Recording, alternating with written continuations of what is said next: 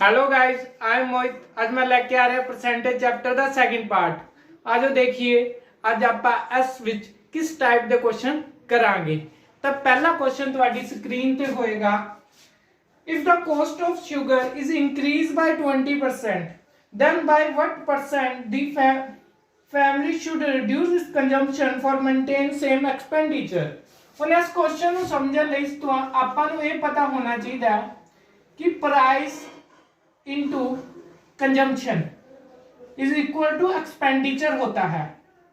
Expenditure का मतलब होता है खर्चा, कि कितना खर्चा किया। कंजम्पशन का मतलब होता है खपत, कितनी खपत की। प्राइस का मतलब होता है रेट, किस रेट से हमने खरीदा। फॉर एग्जाम्पल मान लो मेरे पास एक बाइक है, रोज का मैं उसमें कितना पेट्रोल डलाता हूँ, 5 लीटर। सोचने की बात है, कुछ बड़ा सोचते हैं, 5 लीटर पेट्रोल बहुत होता है, देखो है ना। तो उसमें 5 लीटर पेट्रोल डालते हैं, तो पेट्रोल का रेट क्या है, 100 रुपए। तो रोज का मेरा खर्चा कितना हुआ, 500 रुपए। काफी अमीर बंदा हूं यार मैं, ऐसी बात थोड़ी है।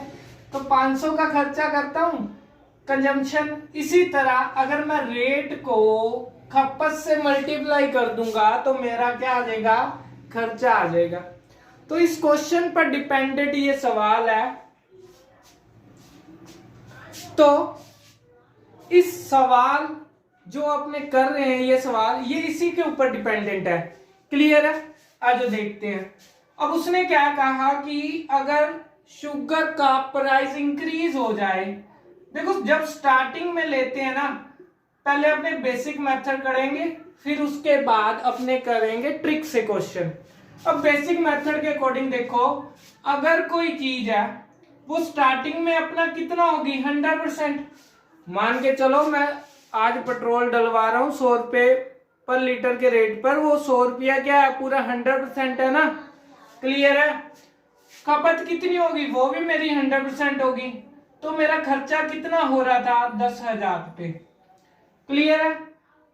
अब आगे क्या कह रहा है, अभी इंक्रीज होगी कितनी, 20%।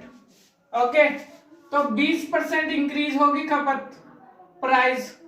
तो प्राइस 20% खपत हो गया। तो अब देखो 100 का 20% होता है 20, मतलब पहले 100 की चीज खरीदता था, अब 20 ऐड करके मेरे को 120 की बढ़ रही है, वो समझ रहे हो। और इनटू खपत कितनी है, x। क्लियर है?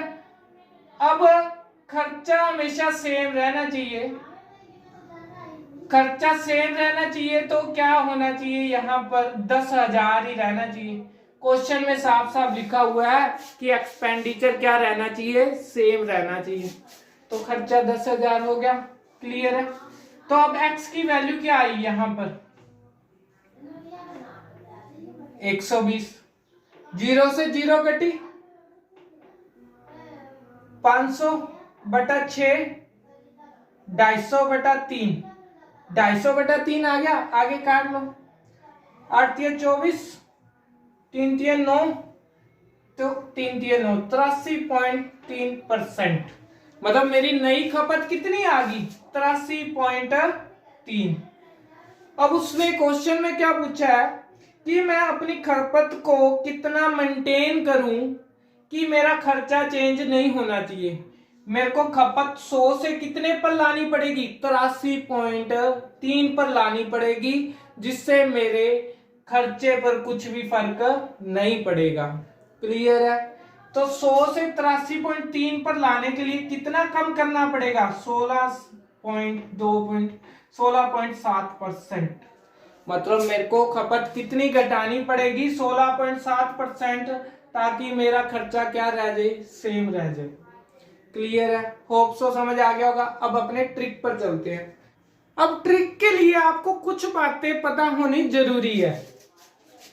मैंने आपको परसेंटेज को रेशियो में चेंज करना सिखाया था कि 20% को रेशियो में कैसे चेंज करें, परसेंटेज का बटा 100, 2 1 जा 1, 1/5।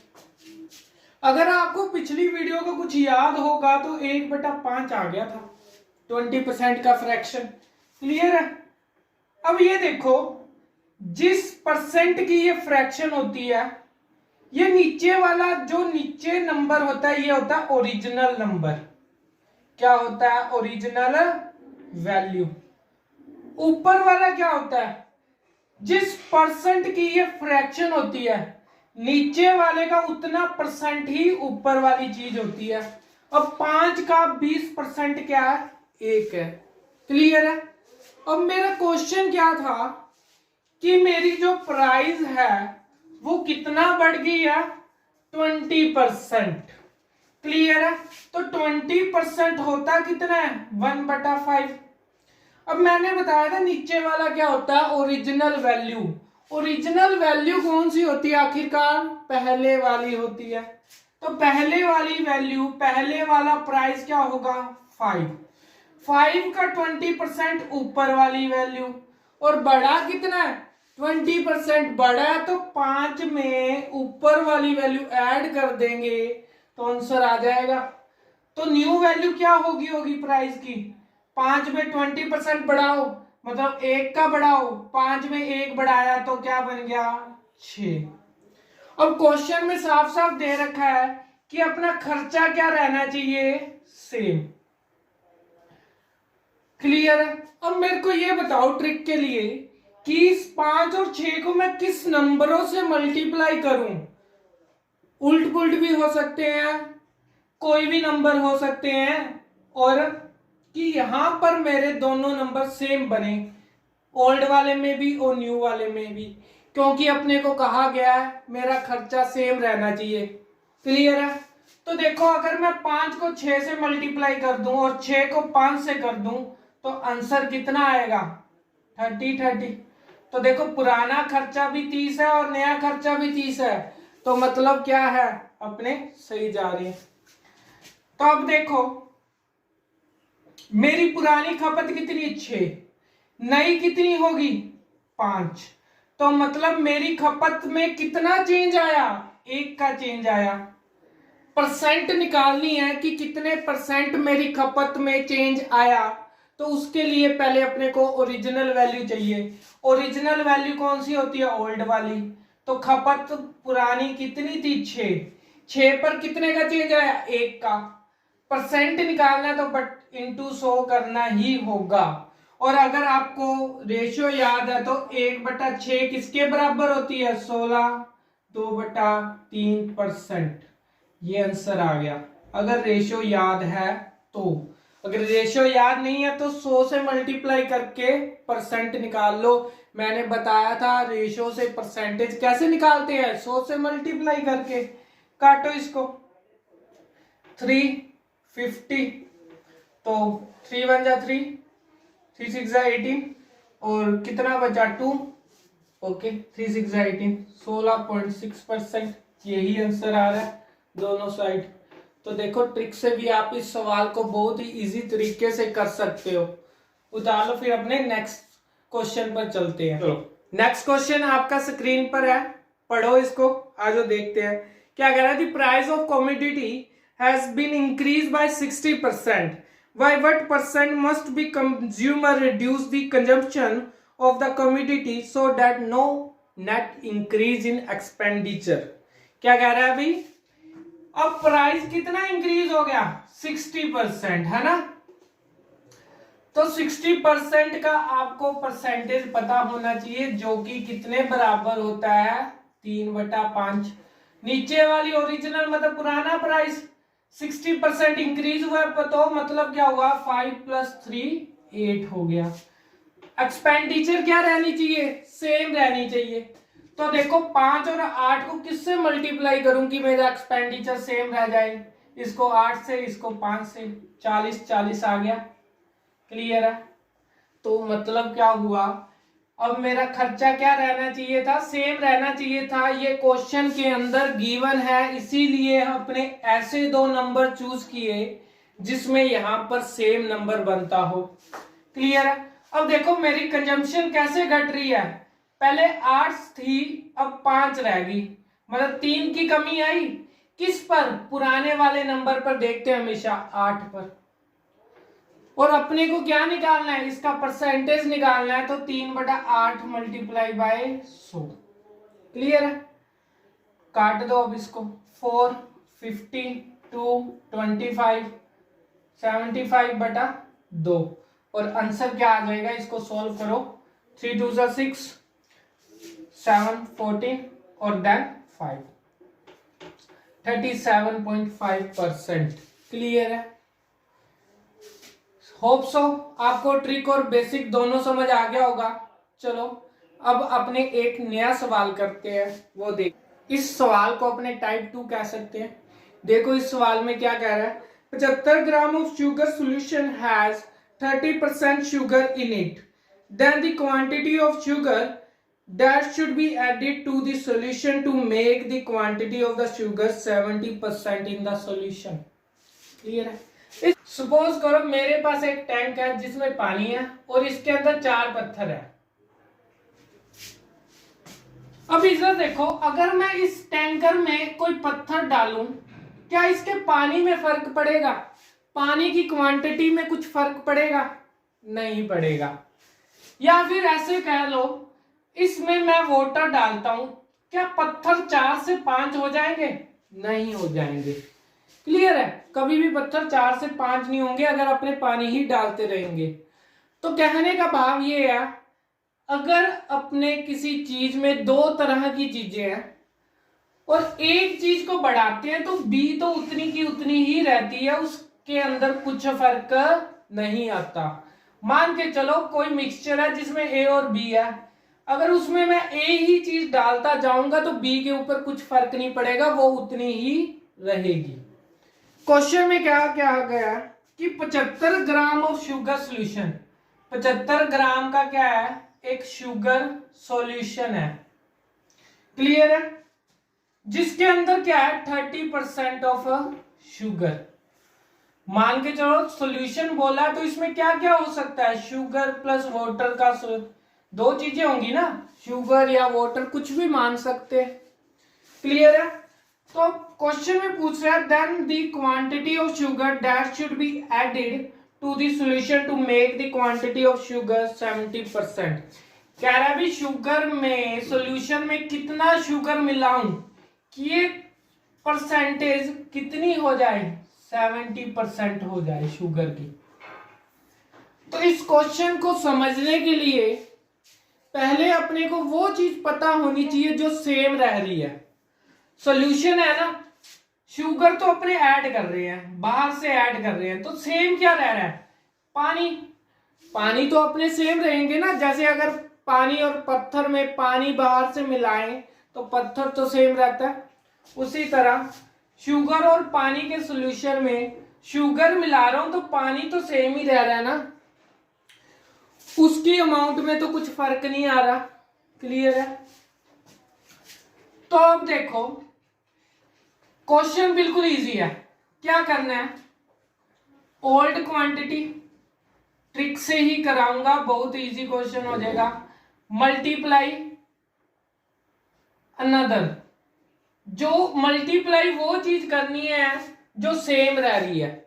सेम कौन सी रह रही है, इन दोनों के अंदर वाटर सेम रह रहा है तो वाटर मल्टीप्लाई कर देंगे, बराबर किसके आएगा।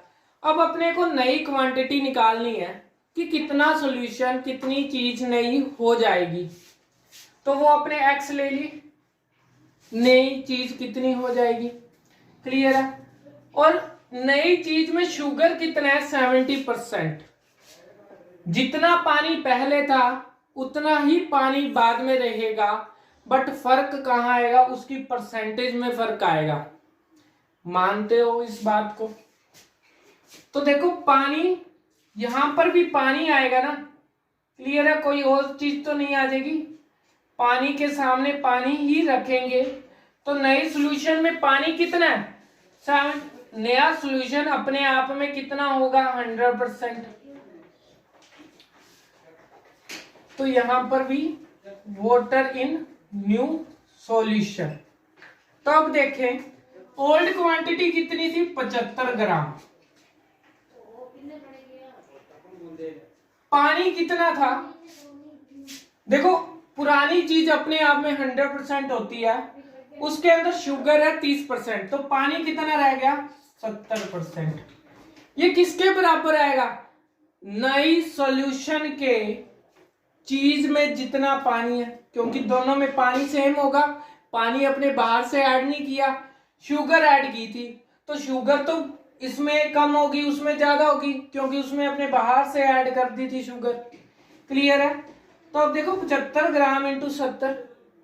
दूसरी चीज यहां पर कितनी थी, एक्स क्वांटिटी। एक्स क्वांटिटी मतलब अपने पास न्यू सॉल्यूशन की अमाउंट कितनी है। क्लियर है।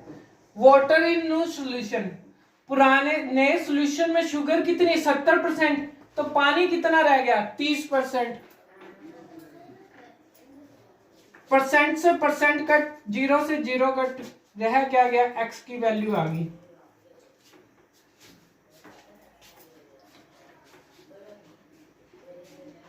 पच्चीस पर कट हो गया, 25 और 7, एक्स की वैल्यू कितनी आ गई, 25 को 7 से मल्टीप्लाई करो, 35, 3, 14 और 3, 175। तो नए सॉल्यूशन की क्वांटिटी आ गई 175 ग्राम। दोबारा समझते हैं आज। शुगर और वाटर किसके बराबर था, अपने एक सॉल्यूशन था जिसमें शुगर थी और वाटर थी। शुगर थी 30%, नए सॉल्यूशन में शुगर थी 70%।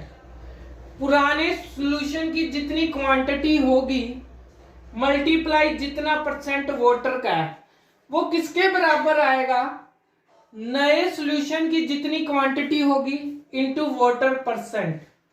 दोनों में वाटर वाटर इक्वल रहेगा, क्योंकि बाहर से अपने क्या ऐड कर रहे हैं, शुगर ऐड कर रहे हैं। क्लियर है। तो 75 ग्राम पुराने सॉल्यूशन की क्वांटिटी थी, पुराने सॉल्यूशन में वाटर 70% था, नए सॉल्यूशन की क्वांटिटी गिवन नहीं थी इसलिए x मान लिया। नए सॉल्यूशन की अपने को जो निकली है अमाउंट वाटर की कितनी 30%, क्योंकि नए सॉल्यूशन में 70% क्या था, शुगर था। यहां से x की वैल्यू आएगी, मतलब नई चीज की क्वांटिटी आ गई। अब देखो सॉल्यूशन कितना था 75 ग्राम, हो कितना गया 175 ग्राम। अपने ऐड सिर्फ शुगर कर रहे हैं, तो सॉल्यूशन में जो बढ़ोतरी हुई है वो किसके कारण हुई है, शुगर के कारण। तो कितनी शुगर ऐड की होगी, 100 ग्राम शुगर ऐड की होगी, यही अपना आंसर है। क्लियर है, समझ गए होगे। होप सो आपको ये वीडियो अच्छी लगी होगी। आखिर आज अपने 2 ही सवाल किए हैं, बट दोनों के कंसेप्ट बहुत ही अच्छे थे। होप सो आप सभी को समझ आ गया होगा। Thank you.